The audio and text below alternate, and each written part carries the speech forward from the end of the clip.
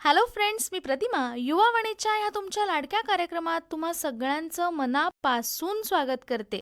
हा कार्यक्रम आकाशवाणीच्या रत्नागिरी केंद्राची निर्मिती आहे. निवेदन आणि निर्मिती सहाय्य प्रतिमा खानोलकर. सादर करते आहेत योगीराज बच्चे. काय फ्रेंड्स, कसे आहात सगळे? अर्थात मजेतच असणार. बाहेर थंडी पडायला मस्त सुरुवात झालीये आणि आपल्याकडे सणांसोबत सुट्टीची रेलचेल सुद्धा सुरू झालीये. मित्रांनो, ही सुट्टी म्हणजे आपल्या डेली रुटीनमधून मिळालेला आपल्याला छोटासा ब्रेक. आणि हा छोटासा ब्रेक सेलिब्रेट करण्याचा उत्तम उपाय म्हणजे सहल. मित्रांनो, सहलीला जायला कोणाला आवडत नाही? आपल्या सगळ्यांनाच आवडतं. पण या सहलीमध्ये आता ट्रेकिंग, पॅराग्लायडिंग, वॉटर स्पोर्ट यांच्यासारख्या काही थ्रिलिंग गोष्टींचा सुद्धा समावेश हळूहळू वाढत चाललेला आहे. काय फ्रेंड्स, तुम्हाला पण आठवते ना तुमची एखादी ट्रिप? पण मित्रांनो, आपल्याला सगळ्यांनाच आवडणाऱ्या या थ्रिलिंग गोष्टींमध्ये करिअर करता येईल का, हा विचार तुमच्यासुद्धा मनात डोकावला असेल, बरोबर ना? तर ह्याच प्रश्नाचं उत्तर द्यायला आज आपल्या स्टुडिओमध्ये आपल्याशी गप्पा मारायला आलेत जिद्दी माउंटेनियर्सचे फाउंडर धीरज पाटकर. चला तर ऐकूया त्यांच्याशी मारलेल्या गप्पा. सो फ्रेंड्स, आजच्या आपल्या कार्यक्रमात आपल्याशी गप्पा मारायला आलेत धीरज सर. आणि ट्रेकिंग या विषयाबद्दल आपण आज खूप साऱ्या गप्पा मारणार आहोत. सर्वप्रथम तुमचं खूप खूप स्वागत सर आमच्या धन्यवाद मॅडम. कार्यक्रमात. अगदी बेसिक आणि सगळ्यांनाच उत्सुकता असलेला माझा पहिला प्रश्न, ट्रेकिंग विषयी तुम्ही आम्हाला काय सांगाल? ट्रेकिंग हा शब्द आपण इंग्रजीमध्ये वापरला जातो. हो. आपण त्याला भ्रमंती म्हणू शकतो. हं. भ्रमंती म्हणजे दुर्गम भागाचा प्रवास करणे. अगदी. ह्याच्यात जर सविस्तर सांगायचं झालं तर आपल्याला हा वेळ सुद्धा पुरणार नाहीये. हं. पण मी शॉर्टमध्ये ह्याचे प्रकार सांगून ठेवतो आपल्याला. याच्यामध्ये गिर्यारोहण, दुर्गभ्रमण आणि निसर्गभ्रमण हं. ह्याचे आपण 3 ह्याच्यात विभागू शकतो. गिर्यारोहण म्हणजे काय? जास्तीत जास्त उंच फुटाचा कडा आहे, हं. तो योग्य इक्विपमेंटच्या साधनाने क्लाइंब करणे म्हणजे चढून जाणे म्हणजे गिर्यारोहण.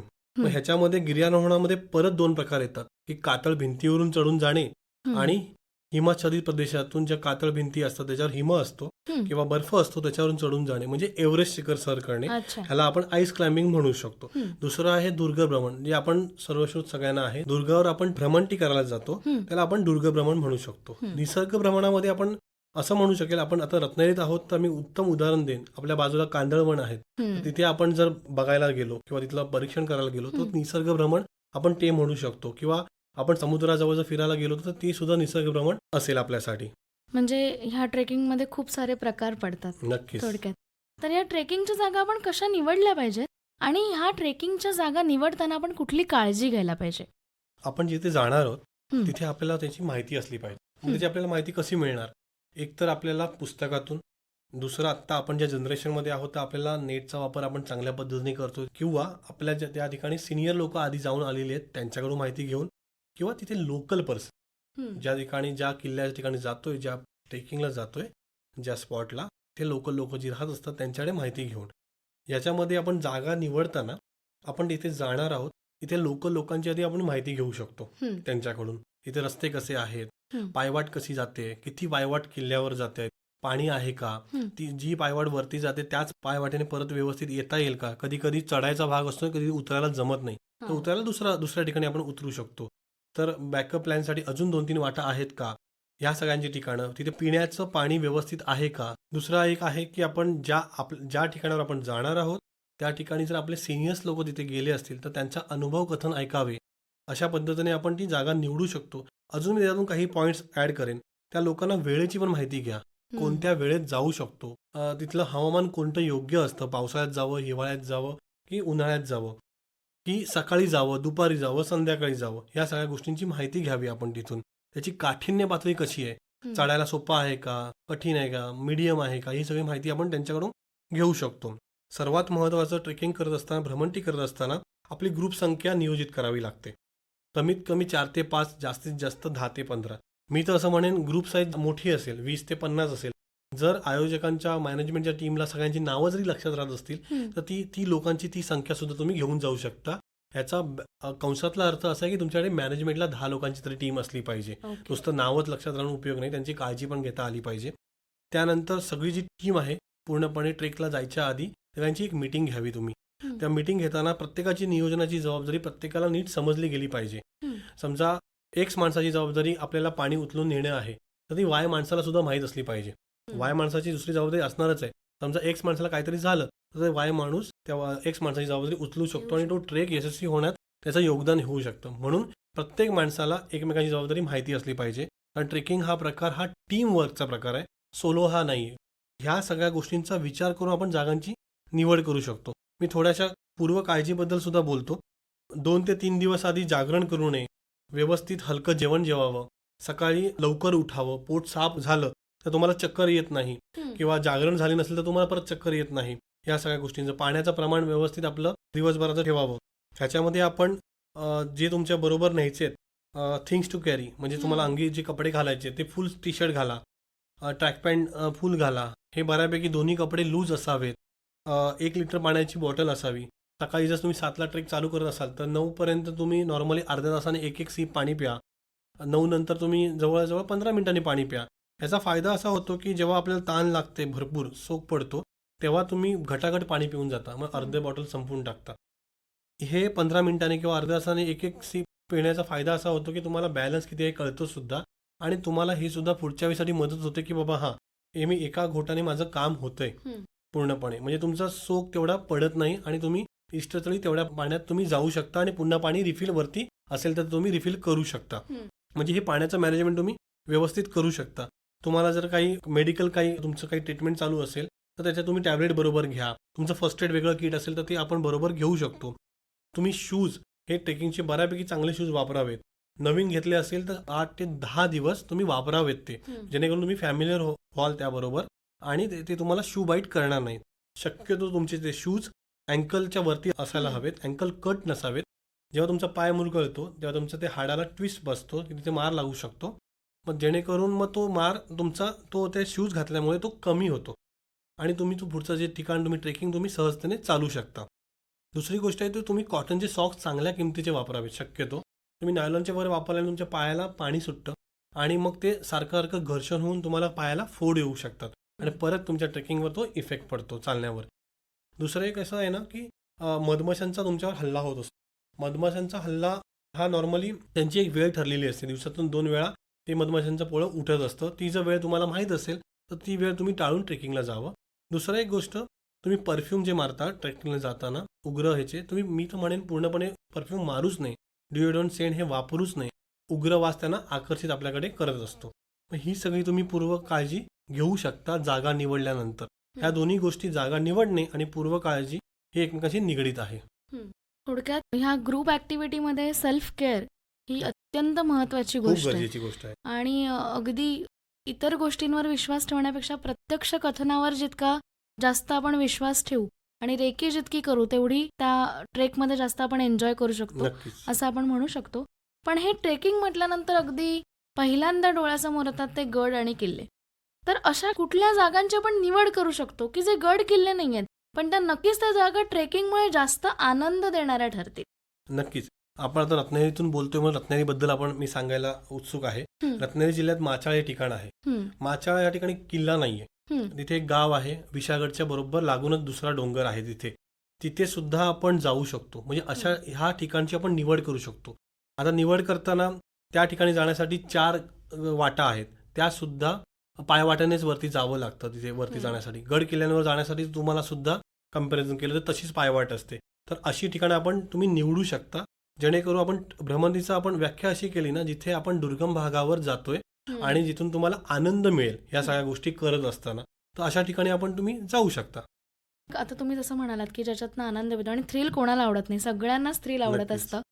तर हे गड किल्ले चढताना किंवा अशा ट्रेकिंगसाठी आपण जात असताना कधी ना कधी आपल्याला अपघातांना सामोरं जावं लागतंच.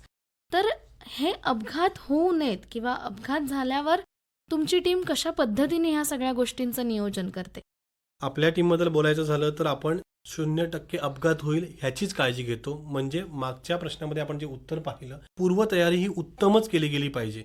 वेळेचं अक्युरेट नियोजन, किती वाजता उठायला पाहिजे, काय खाल्लं पाहिजे, किती वाजता तुमची गाडी निघाली पाहिजे, किती वाजता तुम्ही पोहोचताय, हे सगळं शेड्यूलमध्ये आमचं मांडलं जातं. हे जेव्हा आमची रेकी केली जाते किंवा त्याच किल्ल्यावर आमचं सारखं जाणं होतं, तेव्हा आम्हाला कळतं कुठच्या ठिकाणी थांबलं पाहिजे, कुठच्या ठिकाणी पाणी पिलं पाहिजे, कुठच्या ठिकाणी सेल्फी काढली गेली पाहिजे आणि कधी रिटर्न फिरलं पाहिजे. ह्या पूर्णपणे त्या ठिकाणचं आमचं रेकी होऊन जाते. म्हणजे आपण सर्वे म्हणू एका अर्थाने होऊन जातो त्याच्यामुळे हे जे रिस्क फॅक्टर असतात, जे अपघात होतात, ते 0% करण्याचा आम्हाला मदत मिळते. त्यामुळे अपघात हा कुठेही घडू शकतो. पण अपघात न घडण्यासाठी आम्ही जास्तीत जास्त प्रयत्न करतो. तर अपघात नॉर्मली जे अपघात घडतात, ते मधमाशांचा आपल्यावर हल्ला असू शकतो. छोट्यात छोटा अपघात म्हणजे काय, पाय मुरगळून होऊ शकतो. तर तुम्हाला प्रॉपर शूज घेतले गेले पाहिजे, जे अँकलेटच्या वरती असतील. तो तुमचा रिस्क हळूहळू 0% येऊन जाईल. त्यानंतर तुम्ही वाट चुकू शकता. तर हा सुद्धा एक अपघातामध्ये येऊ शकतो. पण याचं उत्तर असं आहे, जेव्हा तुम्ही रेकी करता, जेव्हा तुम्ही जाताय, त्या ठिकाणी तुम्ही प्रॉपर लँडमार्क करून जाऊ शकता. तर तिथे लँडमार्क करत असताना ते प्रॉपर लँडमार्क असले पाहिजे, ते निसर्गाला हानी न पोचणारे असले पाहिजे. म्हणजे मी लँडमार्क करताना झाडाची फांदी नाही तोडायची आहे मला, तर ते प्रॉपर एका दगडावर दगड ठेवून, हे सुद्धा लँडमार्क असतात. म्हणजे कुठे तुम्हाला थांबायचे, त्याच्यात विशिष्ट ठेवण पद्धती आहे दगडांवर वरती. बेसिकली तुम्हाला उत्तराखंड ह्या ठिकाणी किंवा बाकी जम्मू काश्मीर जे हिमाचल प्रदेश आहेत, त्या ठिकाणी तुम्हाला ह्या दगडांची मांडणी मिळेल. ह्या अपघातांबद्दल बोलताना आपण त्या किल्ल्याचं किंवा त्या ठिकाणचं रिस्क असेसमेंट केलं गेलं पाहिजे. म्हणजे पूर्णपणे पाहणी, आपण अंदाज घेतला पाहिजे. आपण एक ॲझम्पशन घेऊन चालू, एका किल्ल्यावर आपण जातोय, आपण त्या ठिकाणी वस्ती करणार आहोत. त्या ठिकाणी तळं आहे, त्या तळ्यावर बऱ्यापैकी घाण झाली आहे, काही बिस्किटचे पुडे पडले, त्यात बिस्किट्स पण आहेत, काही अन्न पडलेलं आहे तिथे काहीतरी. मग तिथे झाल्यामुळे उंदीर येणार साहजिक, उंदिराबरोबर साप सुद्धा येऊ शकतात. मग त्या ठिकाणी आपण टेंट लावून झोपणं कितपत योग्य ठरेल. मग त्या ठिकाणी त्या किल्ल्यावर आपल्याला वस्ती करायचीच नाही. अशा पद्धतीने आपण तो अपघात टाळू शकतो. ही सगळी मॅनेजमेंट केल्यामुळे, ही माहिती मिळाल्यामुळे. हल्ली बरेच लोक सोलो ट्रिप करायला लागलेले आहेत आणि तसंच सोलो ट्रेकिंगही बरेच लोक करतात. ट्रेकिंगमध्ये बघायला गेलं तर मला तरी 2 टाईप्स माहिती आहेत, की एकतर अशीच लोक जी स्वतः एखादा गड किल्ला किंवा ट्रेक करायला गेलेत, आणि काही जण असे असतात की काही संस्थांमार्फत किंवा एखाद्या ग्रुप सोबत जाणारे. तर तुमच्या मते कुठली पद्धत जास्त योग्य ठरते? नक्कीच मी याचं उत्तर देईन. पहिलं तर मी म्हणेन, सोलो ट्रेक कधीच करू नये. तुम्ही जर फॅमिली जाणार असाल, तर ते काही वावगं नाही, 4 ते 5 या ग्रुपने जा. परंतु पूर्वतयारी मी सांगितलेल्या पद्धतीने किंवा अजून काही सिनियर लोकांनी तुम्हाला सांगितलं त्या पद्धतीने जावं, म्हणजे तुम्हाला तो ट्रेक चांगला होण्यास मदत होईल. आणि दुसरं सगळ्यात योग्य पद्धत म्हणजे एका कमर्शियल ग्रुप बरोबर किंवा कुठच्या संस्थेबरोबर जावं. कारण नुसतं त्यांना प्रॉफिट मिळावा ह्याच्यासाठी नाही, त्यांच्याकडे अनुभवी लोक असतात, अनुभवी इन्स्ट्रक्टर असतात, जे तुम्हाला क्षणोक्षणी मार्गदर्शन करत असतात त्या गोष्टीसाठी. आणि तुम्हाला तो निखळ आनंद ट्रेकिंगचा त्यातूनच मिळेल. कारण एखाद्या ठिकाणी तुम्ही जाताय, तर त्या ठिकाणी तुम्हाला माहिती नसेल, तर तुम्ही नेटवरूनच मिळणार आहे. पण ते एखाद्या संस्थेबरोबर गेले असाल, तर एक माणूस त्या ठिकाणी 10 ते 15 वेळा गेला असेल, तर त्यांच्याकडे तो अनुभवाचा तो खजिना तुमच्याबरोबर शेअर करू शकतो. म्हणजे तुम्हाला तो एका दिवसात तुम्हाला तो 9 वर्षातला अनुभव ऐकायला मिळाला. मग ते मी योग्य पद्धत अशीच सांगेन, की तुम्ही एखाद्या ग्रुप बरोबर ट्रेकिंगला जावं. म्हणजे तुमच्या ज्ञानात पण भर पडते आणि तुमच्या पर्सनल लाईफमध्ये पण सुधारणा होते आणि आनंद पण द्विगुणित होतो. आज ट्रेकिंगच्या जागा अनेक ठिकाणी अगदी इझिली सगळ्यांना अवेलेबल आहेत. बरीच लोक ट्रेकिंगमध्ये इंटरेस्टेड आहेत, वेगवेगळ्या गड किल्ल्यांना भेटी देत आहेत, आपला इतिहास जाणून घेत आहेत. पण कुठे ना कुठेतरी तो गड, तो किल्ला सुरक्षित आहे का ह्याचं भान राहत नाहीये. तर हे गड किल्ले असू देत किंवा जसं तुम्ही मगाशी म्हणालात, की गड किल्ले सोडून सुद्धा अनेक ट्रेकिंगसाठीच्या जागा आहेत, जिकडे लोक अगदी मुद्दामून भेटतायत. तर अशा जागांच्या संवर्धनासाठी आपण काय करू शकतो? सर्वात प्रथम मी सांगेन, ज्या ठिकाणी आपण जाऊन आलोय, तर त्या ठिकाणी आपण गेल्यानंतर त्या ठिकाणातून मला त्या वेळेने काय दिलं, त्या ठिकाणाने काय दिलं, माझ्यात पॉझिटिव्ह काय चेंजेस झाले, हे मला इतरांना सांगणं गरजेचं आहे. एक तर मी माझ्या मित्रमैत्रिणींना माझा अनुभव कथन करेन. दुसरी एक गोष्ट, सर्वांना वाचण्यासाठी सोशल मीडिया आपल्यासाठी ओपन आहे, तिथे मी माझं मत व्यक्त करेन त्या ठिकाणाबद्दल. दुसरं आहे, त्या ठिकाणचं पावित्र्य टिकून ठेवेन. म्हणजे आहे तिथे वॉशरूमला जाणार नाही त्या ठिकाणी.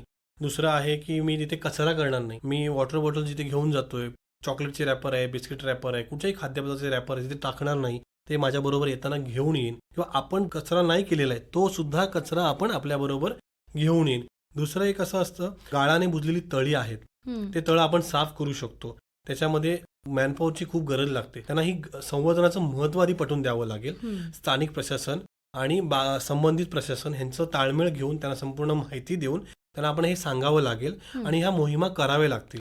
मग तो पूर्ण गाळ एका वर्षात साफ होणार नाही, 2-3 वर्ष लागतील. किंवा प्रवेशद्वार आहे, त्याची काही तटबंदी पडलेली आहे, ती सुद्धा लावून घ्यावी लागेल आपल्याला. मग हे सारखं चालत राहणारं काम आहे. जोपर्यंत जी गोष्ट पडलेली आहे ती व्यवस्थित होत नाही, गाळ काढला जात नाही, किंवा काही अवशेष आपल्याला भेटलेत, तोफा आहेत, मग तोफा जर त्या परत गाळात गेलेल्या असेल, त्या काढल्या जात आहेत, त्याची लांबी रुंदी आहे, जाडी आहे, त्याचा प्रॉपर नोंदणी करून संबंधित पुरातत्व विभाग किंवा इतिहास तज्ज्ञ आहेत अभ्यासक आहेत त्यांना माहिती पुरवून त्या किल्ल्याची माहिती देऊन आपण ते संवर्धनात आपला हातभार लावू शकतो. संवर्धन नुसतं एकाच वर्षी करून उपयोग नाही. आपल्याला प्रत्येक वर्षी त्या गोष्टी कराव्या लागतील. तळं जर खूप मोठं असेल तर एका वर्षात ते साफ होणार नाही. तटबंदी पडलेली असेल तर एका वर्षात साफ होणार नाही. सर्वात ज्वलन उदाहरण असं आहे ना, तटबंदीला पावसाळ्यात झाडं येतात. मग ती प्रत्येक वर्षी तोडली गेली पाहिजे. तटबंदी का ढासळते? ती मुळं आतमध्ये घुसतात आणि ती तटबंदीत पोकळ करू लागतात. मग ती पावसात आल्या ती तोडली गेली पाहिजेत. मग त्यावेळी आपलं ती मोहीम झाली पाहिजे. हे काम आपलं वर्षानुवर्ष करत राहणं गरजेचं आहे आणि ह्याच्यासाठी सातत्य गरजेचं आहे. मगाचपासून बऱ्याच वेळेला तुमच्या बोलण्यात आलं की ट्रेकिंगमुळे स्टॅमिना वाढतो. ट्रेकिंगमुळे आपल्याला बऱ्याच गोष्टी इझी पडतात. फिजिकल आहे, मेंटल आहे. तर हे जे ट्रेकिंग आहे ते आपलं फिजिकल आणि मेंटल हेल्थ डेव्हलप करण्यासाठी कसं फायदेशीर आहे? 100% फायदेशीर आहे. जेव्हा तुम्ही ट्रेकिंगला जाता, आपण 2-3 प्रश्न बघितले की जागा कशी निवडावी, तुमची बुद्धी त्याच्यामध्ये वापरली जाते किंवा पूर्वकाळजी कोणती घ्यावी, हे तुमचं मग विचार करू लागतात. तुम्ही टीम बसल्यानंतर प्रश्न पडतात की हे झाल्यानंतर काय करावं, असा अपघात झाल्यावर काय करावं. मग हे तुम्ही मॅनेजमेंट करू पाहता. जसं आपण शेड्यूल करतो, सकाळी किती वाजता उठावं, किती वाजता चहा घ्यावी. आपली ट्रेकिंगला टीम जाते तर पुढे लीडर कोणता असावा, मध्ये कोण असावं, मागे कोण असावं, कोऑर्डिनेशन कसं ठेवावं.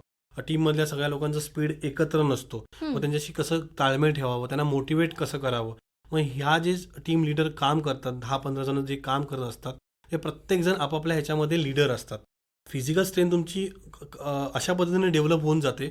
समजा 1 किल्ला तुम्ही एका तासात चढून गेला असाल, मग पुढच्या वेळी तुम्ही असं विचार करता की नाही आता मला हा 50 मिनिटात चढून जायचं आहे. किंवा अजून एका ठिकाणी जायचं असेल, तुमच्या पाठीवर 10 किलोचं वजन असेल, 12 किलोचं वजन असेल, तर मला एवढ्या वेळेत जायचं आहे. प्रत्येक व्यक्तीचा कम्फर्ट झोन असतो, कुठेही कम्फर्ट झोन असतो. तर आपल्यासमोर एक चॅलेंज उभं राहतं स्वतःसमोर, अरे हा मग मी हे करू शकतो का.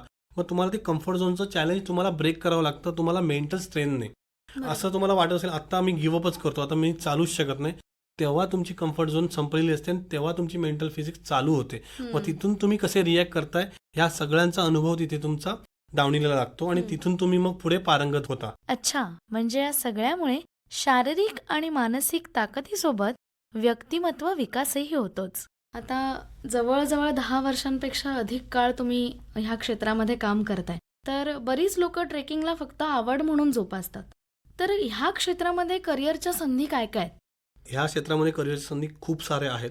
पण हे करत असताना त्याच्यात प्रॉपर ट्रेनिंग घेणं पण खूप गरजेचं आहे. म्हणजे उत्तर काशीला, मनालीला, जम्मू काश्मीरला याची प्रॉपर इन्स्टिट्यूट आहेत. म्हणजे याचं बेसिक ट्रेनिंग असतं, याचं ॲडव्हान्स ट्रेनिंग असतं, याचं प्रॉपर आपण ॲडमिशन घेऊन याचं आपल्याला घेतलं जातं. बरं, हे नुसतं ट्रेनिंग घेतलं की आपण करिअर झालं का, तर नाही. तर हे ट्रेनिंग घेतल्यानंतर तुम्हाला त्या प्रॅक्टिसमध्ये राहावं लागतं. कोणती नॉट कधी बांधायची आहे, कशा पद्धतीने बांधली जाते, मग अजून त्याच्यात ॲडव्हान्स काय करू शकतो का, मग हे सगळं आपल्याला प्रॅक्टिस करणं गरजेचं आहे. मग हे प्रॅक्टिस करत राहत असताना तुम्हाला तुमचा माइंडसेट तयार होतो ह्या गोष्टीमध्ये काम करण्यासाठी. आणि गिर्यारोहण किंवा ट्रेकिंग या क्षेत्रासाठी खूप मोठा म्हणजे संयम गरजेचा आहे. कारण लगेच ह्याच्यामध्ये तुम्हाला करिअर लगेच घडेल असं नाही आहे. तुम्ही हे करिअर निवडत असतानाच पुढचे 10 वर्षात तुम्हाला काय करायचं हे आत्ताच ठरवून चला. आणि त्याच्यामध्ये असं फ्लेक्झिबल राहायला पाहिजे की जसं जसं जनरेशन बदलतंय तसं तुमची काम करण्याची पद्धत बदलते, ह्या ट्रेकिंगकडे बघण्याचा दृष्टिकोन बदलतोय. मग त्याच्याप्रमाणे ॲज अ ऑर्गनायझर म्हणून करिअरमध्ये हे तुम्हाला बदललं गेलं पाहिजे. समजा कोरोना आलाय तर मग ट्रेकिंग कसं केलं जाईल त्याबद्दल सुद्धा तुम्हाला विचार केला गेला पाहिजे. ह्याच्यामध्ये करिअरमध्ये तुम्ही रिसॉर्टमध्ये माउंटेनरिंगचे सगळे ॲक्टिव्हिटीज असतात, तुम्ही ॲज अ इन्स्ट्रक्टर म्हणून तिथे जाऊ शकता. ट्रेकिंग करताना ट्रेकिंग गाईड म्हणून जाऊ शकता. अजून एक मी सांगेन, जे आकाशामध्ये सगळे क्रीडा प्रकार आहेत तिथे सुद्धा आपण ट्रेनिंग घेऊन तिथे आपण पॅरासेलिंग आहे, पॅराग्लायडिंग आहे, पॅरामोटरिंग आहे, त्याचे आपण इन्स्ट्रक्टर होऊ शकतो.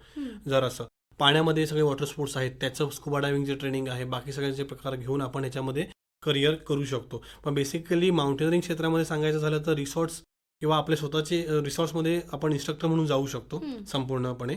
किंवा हे सगळे रिसॉर्ट्समध्ये जेवढे जेवढे इक्विपमेंट्स वापरले जातात किंवा जी ॲक्टिव्हिटी केली जाते त्याची एक ऑडिट केलं जातं. ॲज अ ऑडिटर म्हणून पण तुम्ही त्यात करिअर करू शकता. दुसरी एक गोष्ट अशी आहे की स्कूल कॉलेजेसमध्ये आपण ॲज अ टीचर म्हणून सुद्धा ह्याच्यामध्ये जाऊ शकतो. फायर फायटर आहेत किंवा तुम्ही ॲज अ पोलीस भरतीमध्ये तुम्ही जाताय, हे कोर्सेसचा वापर सोबत ह्या करिअरमध्ये स्विच करून जाऊ शकता. नुसतं फोकस म्हणजे माउंटेनरिंगमध्येच करिअर करू शकत असत नाही, पण हे सगळं शिकून तुम्ही करिअर स्विच करून तुम्हाला तिथे प्राधान्य सुद्धा मिळू शकतं. आपल्याला माउंटेनिंग क्षेत्र तुम्हाला भरपूर काय काय देतंय, पण ते मिळालेलं कुठे तुम्हाला वापरायचंय हे तुमच्या कल्पकतेवर अवलंबून आहे. म्हणजे थोडक्यात ट्रेकिंग म्हणजे फक्त आवड आणि छंद म्हणून न राहता आपण करिअरसाठी म्हणून सुद्धा नक्कीच. त्याचा 100% विचार करू शकतो. तुम्ही या फील्डमध्ये बरेच वर्ष आहात, तर तुमच्या आठवणीतला एखादा ट्रेक किंवा तुमचा एखादा अनुभव आमच्याशी तुम्ही शेअर कराल का? नक्कीच आणि मला करायला तो आवडेलच. आम्ही जी सुरुवात केली, रत्नागिरी जिल्ह्यातील 26 किल्ले नॉनस्टॉप ट्रेकिंग करणं. जे तुमच्याशी आता मी सगळं बोललोय किंवा हं. माझं मत तुम्हाला मी सांगितलंय, तुमच्या प्रश्नांची मी उत्तरं दिलीत. हे पहिला ट्रेक केल्यामुळेच हे सगळं पॉसिबल झाले. त्या ट्रेकमधले माझे चांगले वाईट सगळे अनुभव गाठीशी घेऊन हे 12-13 वर्ष हे फील्ड आम्ही आता करतोय. आम्ही 22 मे 2010ला रत्नागिरी जिल्ह्यात 24 किल्ले आहेत ते ट्रेक करायला सुरुवात केली. त्याचं प्रॉपर नियोजन केलं. नियोजन करत असताना एस टी स्टँडवर आपण जाऊन रत्नागिरीच्या प्रत्येक ड्रायव्हरला आम्ही विचारायचो, ह्या ठिकाणी आम्हाला जायचं आहे तर किती वेळ लागेल, बेस विलेजचं नाव काय, किती लोकसंख्या आहे, इथल्या लोकांचा काही कॉन्टॅक्ट नंबर मिळू शकेल का. तर हे असं 26 स्पॉटच्या 26 ड्रायव्हरशी आम्ही बोललो. पण आम्ही काय केलं, आम्ही परत क्रॉस करायचं ठरवलं. हं. ही माहिती बरोबर आहे की नाही. तर आम्ही त्याच गाडीच्या त्याच कंडक्टरला पण तेच प्रश्न विचारले हं. आणि दोन्ही मॅच करून पाहिले. म्हणजे कदाचित ती माहिती मिसमॅच पण असू शकते. तर 2-3 जणांची माहिती आपल्याजवळ असावी. दुसरं एक आहे, अजून काही माहिती जोडण्यासाठी ग्रामपंचायतच्या सरपंच किंवा ग्रामसेवक यांच्याशी फोनद्वारे किंवा काही कॉन्टॅक्ट कसा होतोय का फिजिकली ते घ्यायचा प्रयत्न केला. लोकल माहिती घेतली गडकिल्ल्यांची. PSC सेंटर जे आहे तिथले किंवा सब सेंटर जे आहेत किंवा पोलीस पाटील आहेत किंवा आजूबाजूचे पोलीस स्टेशन्स आहेत, तिथे आम्ही कॉन्टॅक्ट करून ठेवलं की आम्ही त्या ठिकाणी ट्रेकिंगला येणार आहोत या हं. गोष्टीसाठी. म्हणजे जेणेकरून अपघात झाला तर आम्हाला तिथून मदत मिळावी म्हणून हं. अशी पूर्वकल्पना आम्ही दिली. आम्ही संपूर्ण महिनाभर ह्याची मॅनेजमेंट केली आणि तो दिवस उजाडला 22 मे 2010चा. सकाळी आम्ही निघालो. आमचं व्यवस्थापन असं होतं की आम्ही जवळजवळ एक 80 ते 100 किलो तांदूळ घेतला होता 6 हं. दिवसांसाठी. नंतर आम्हाला कळलं की तांदळाचा वापरच झाला नाही. 4 ते 5च किलो वापरला गेला. कारण आम्हाला आमच्यापैकी 13 जणांपैकी आम्हाला कोणालाच जेवण बनवता येत नव्हतं. पण आम्ही हे आव्हान स्वीकारलं होतं ह्या सगळ्या गोष्टींसाठी. ट्रेकला सुरुवात करताना सकाळी जिथे कुठे नाश्ता मिळेल तो पोट भरून करायचा, कारण दुपारी जेवण मिळणं याची खात्री नव्हती, कारण आम्हीच ते करणार होतो. ट्रेक संपल्यावर इष्टस्थळी किंवा दुसऱ्या ठिकाणच्या किल्ल्याच्या पायथ्याशी किंवा एखादं गावातलं ग्रामपंचायत किंवा प्राथमिक शाळा आहे किंवा PSC सेंटर, कुठेही असं देऊळ असं बघून आम्ही आमचं स्टे करायचो आमचा. मग आम्ही आमचं जेवणाचं साहित्य बाहेर काढायचो. साहित्य बाहेर काढायलाच आम्हाला 2 तास लागायचे. एवढं सगळं आमच्याकडे साहित्य असायचं. मग आम्ही काय करायचो, खिचडी. अजून एक अनुभव मी ट्रेकिंगचा त्याच्यामधलाच सांगेन ह्या 26 किल्ल्यांचा. आम्ही प्रचितगडच्या किल्ल्यावर ट्रेकिंग करत होतो. आमच्यावर गाईड होते. ट्रेक करून पूर्णपणे आलो आणि गाईडने सांगितलं आम्हाला आता भैरवगडकडे जायचं होतं. भैरवगडने आम्हाला गाईडने सांगितलं की मी पुढे येऊ शकत नाही, मी जातोय, तुम्ही ह्या रस्त्याने पुढे जा, तो किल्ला लागेल म्हणून. म्हटलं इट्स ओके, ओके, सरळच आहे ना, आम्ही जाऊ शकतो. आम्ही तिथे गेलो. ते एक देऊळ होतं, असं अवशेष असे काही नाही, देऊळ होतं. अशा काही तिथे विधी चालू होते, ते आम्हाला जरा बघून भीती वाटली. आम्ही असा डिसिजन घेतला, 6:30-7 झालेले होते. आम्ही डिसिजन घेतला की इथे थांबायचं नाही. आमच्याबरोबर थांबण्यासाठी आमच्याबरोबर मॅगी होती बरोबर, आमच्या टोप होतं, हे सगळं जेवण, म्हणजे झोपायची वेळ आली तर आमच्याकडे सगळं साहित्य आमच्याबरोबर होतं. हं. पण आम्ही ते सगळं बघता एकंदरीत कार्यक्रम आम्ही खाली उतरायचं ठरवलं. तर त्यांना आम्ही विचारलं की बाबा इथून कुठून उतरू शकतो. ते म्हणाले इथून उतरू शकता, पण इथून रानटी, डुक्कर वगैरे, अस्वलं वगैरे खूप असतात. पण आम्ही असा डिसिजन घेतला की नाही, हे करण्यापेक्षा आपण खालीच उतरायचं काही करून. तर आम्ही जागा, आम्हाला रस्ता प्रॉपर मिळत नव्हता. तर आम्ही असं निवडलं की एक ना धबधबा खाली जात होता. तर नॉर्मली धबधबा कसा जातो की उंचावरून सखल भागाकडे वाहत जातो आणि वाहत असताना कुठेतरी आपल्याला गाव लागू शकतो, हं. असं आम्ही तेव्हाचं आमचं अनुमान बांधलेलं होतं. तर आम्ही त्याच धबधब्यातून, त्या झऱ्यातून खाली उतरायला सुरुवात केली. आणि आमचं जसं मी म्हटलं ना की पूर्वनियोजन खूप गरजेचं आहे, तेव्हा आमच्याकडे एवढं पण नव्हतं. आमच्या 13 जणांकडे आमच्याकडे एकच टॉर्च होती आणि ती माझ्याकडे होती मोठी. अच्छा. आणि मग आमच्या टीम मेंबरला मी असं सांगितलेलं होतं की मी टॉर्च ऑन करेन 3 ते 4 सेकंदासाठी. सुरुवातीचा 20 ते 30 फुटाचा प्रदेश बघून घ्यायचा, परत बंद करणार आणि चालायला लागायचं. हं. कारण ती किती वेळ लागणार आहे तुम्हाला काळोखाचा, Save सकाळ करा. होणार आहे की अजून काय होणार आहे, की लगेच पोहोचणार, हे आम्हाला माहीत नव्हतं. तर मला ती टॉर्च पूर्णपणे जपून वापरायची होती, ती बॅटरी जपून वापरायची होती. म्हणून आम्ही हे रिस्क घेतली होती ह्या सगळ्या गोष्टींसाठी. आणि ह्या सगळ्या गोष्टी आम्ही करत 3 तासाने रतांबी या गावात, संगमेश्वरमध्ये पोहोचलो. हं. गावात तिथे गेलो आणि आमचा सगळे अनुमान खरे ठरत गेले की बाबा झराने उतरा, कुठेतरी गाव लागेल, टॉर्च वापरा. ते सगळ्या गोष्टी करून कोणालाही इजा झाली नाही कुठे त्या काळोखामध्ये. सगळेजण व्यवस्थित त्या ठिकाणी पोहोचले आणि त्या रात्री आम्ही आमची गाडी दुसऱ्या ठिकाणी पार्क केली होती. हं. ती आम्ही त्या ठिकाणी बोलून घेतली. रात्री 3 वाजता आम्ही जेवण करून जेवलो आणि झोपायला सकाळ झाली आम्हाला. मग अशा आमच्या अनुभव आहेत या सगळ्या गोष्टींसाठी. आणि पहिल्या ट्रेकचा सगळ्यात न विसरणारा हा अनुभव माझा होता. अर्थात लाईफ चेंजिंग अनुभव आहे आणि जो आयुष्यभरासाठी तुमच्या सोबत राहणार आहे. नक्की, नक्की, नक्की. खरं तर ट्रेकिंग हा विषय बरेच जण फार उथळपणे मांडतात किंवा लोकांचा आवड छंद म्हणून तेवढ्यापुरती जोपासतात. पण आज तुमच्याशी बोलताना मला खरंच खूप डिटेल माहिती मिळाली. आमच्या प्रेक्षकांना पण खूप सारी माहिती मिळाली असेल, त्यांनाही हे नक्की आवडलं असेल. जाता जाता आमच्या युवा दोस्तांना काय संदेश द्याल? मला ना 2 पद्धतीने संदेश द्यायला आवडेल. ॲज अ करियर म्हणून सुद्धा. करियर म्हणून सांगेन की ऑल्वेज प्लॅन ए आणि बी. हं, आता तुम्ही ट्रेकिंग आणि माउंटेनरिंग, गिर्यारोहण हे जर करियर निवडत असाल, तर तुम्हाला प्रॉपर ट्रेनिंग गरजेचं आहे. हं. तुम्ही कोर्सेस करणार आहात. कोर्सेस केल्यानंतर तुम्हाला ती प्रॅक्टिस करणं गरजेचं आहे. मग प्रॅक्टिस करत असताना तुम्ही ॲज अ जॉब करत असाल किंवा तुम्ही स्वतःचा हा व्यवसाय करत असाल, तर तुम्हाला टीम करणं गरजेची आहे. हं. मग हे तुम्हाला काही वर्ष जाणार आहेत ह्या गोष्टीसाठी. मग त्यासाठी तुम्हाला सर्वात महत्त्वाचं संयम गरजेचं आहे. पहिल्याच वर्षी तुम्हाला प्लॅनिंग करायचं की 10 वर्षात तुम्हाला काय करायचं आहे. हं. 10 वर्षात करत असताना जनरेशन पूर्णपणे बदलत राहणार आहे. काही काही गोष्टी तुम्हाला अंगीकारायला लागतील हं. त्या जनरेशनप्रमाणे. तसं तुम्हाला तयार राहायचं आहे. समजा एखाद्या गव्हर्नमेंटने एखादं ठिकाण बंदी हं. केली, तर तुम्हाला तुमच्याकडे ते दुसरं ठिकाण रेडी पाहिजे त्या हं. गोष्टीसाठी. कारण सर्वांवर तुमचं जीवन त्याच्यावरच अवलंबून असणार आहे. हं. पोट तुमचं त्याच्यावरच अवलंबून असणार आहे. बरोबर. तर तुमच्याकडे एका ठिकाणासाठी 10 ते 12 प्लॅन्स तुमच्याकडे रेडी असले पाहिजेत. सर्किट्स तुमच्याकडे रेडी असले पाहिजेत. दुसरी असं गोष्ट आहे की तुम्हाला हे नियोजन प्रॉपर केलं गेलं पाहिजे. हं. 10 वर्षाचं. 2 ते 3 वर्ष तुमची अशीच जाणार आहेत की लोकांना तुमच्याबद्दल माहिती देण्यासाठी हं. ही ॲक्टिव्हिटी आपण करतोय, ही ॲक्टिव्हिटी XYZ करत आहेत आणि चांगल्या पद्धतीने करतोय. तुम्हाला प्रॉपर 100% देऊन सेफ्टी कशी तुम्ही देता हे तुम्हाला लोकांना सांगावं लागेल. संयम खूप गरजेचं आहे आणि सर्वात शेवटचं म्हणजे वेळेप्रमाणे, काळाप्रमाणे तुम्हाला बदलायला लागेल. हं. हे करिअरबद्दल झालं. दुसरं आहे आपण जे ट्रेकिंग, माउंटेनरिंग, गिर्यारोहणबद्दल बोलतोय, हं. दुर्गभ्रमंतीबद्दल बोलतोय. तर आज आपल्याकडे व्यक्त होण्याचं साधन आहे आणि आपल्या लोकं ऐकतायत, वाचतायत. तर आपले जे किल्ले पडलेले आहेत, मग त्याचं संवर्धन कसं करता येईल हं. हे आपण बघू शकतो. हे आपण एक चळवळ उभी करू शकतो. हं. आपल्या आई-वडिलांनी, आपल्या सिनियर्सनी आपल्याला हा वारसा दिला. आपल्याला दाखवलं की हे किल्ले इथे आहेत. पुस्तकांमध्ये कळलंय. अजूनही किल्ले तसेच आहेत. हं. मग तर आपली ही आता जबाबदारी आहे, किल्ल्यांचं संवर्धन कसं होईल. तर आपण पुढच्या पिढीला ते किल्ले चांगल्या पद्धतीने दाखवू शकतो. तर हळूहळू कसं होतंय प्रत्येक जनरेशन ह्याच्यामुळे ते किल्ले हळूहळू पडायला लागलेत. हं. तर आपलं नैतिक जबाबदारी आहे ॲज अ ट्रेकिंग या फील्डमध्ये की तुम्ही हे कसं संवर्धन करता येईल हे आपण बघू शकतो. खरंच खूप छान संदेश दिला आणि एक रिस्पॉन्सिबिलिटीची जाणीव पण करून दिली की हा संवर्धन करणं ही प्रत्येकाची एक इंडिव्हिज्युअल जबाबदारी आहे. तुम्ही वेळात वेळ काढून आमच्याकडे आलात, आमच्या युवक दोस्तांशी गप्पा मारल्यात, त्याबद्दल आकाशवाणी परिवारातर्फे मी तुमचे खूप खूप आभार मानते. धन्यवाद. तर मित्रांनो, आत्ताच आपण ऐकल्यात जिद्दी माउंटेनियर्सचे फाउंडर धीरज पाटकर यांच्याशी मारलेल्या गप्पा. मित्रांनो, तुम्हाला सुद्धा कळलंच असेल, आपला छंद आपण करिअरच्या वाटेवर नेऊ शकतो आणि त्यात आपलं नाव मोठं करू शकतो. आजच्या ह्या गप्पा संपू नये असं तुम्हालाही वाटत असेल ना? पण काय करणार, आपल्या कार्यक्रमाची वेळ संपत आली आहे. आपल्या गप्पांना एक छोटासा स्वल्पविराम देऊया. मित्रांनो, तुम्हाला आमचा हा कार्यक्रम कसा वाटला हे कळवायला अजिबात विसरू नका. तुम्ही तुमच्या प्रतिक्रिया, अभिप्राय, मतं आम्हाला कळवू शकता. त्यासाठी आमचा नंबर न विसरता लिहून घ्या. आमचा नंबर आहे 94 035 73 485.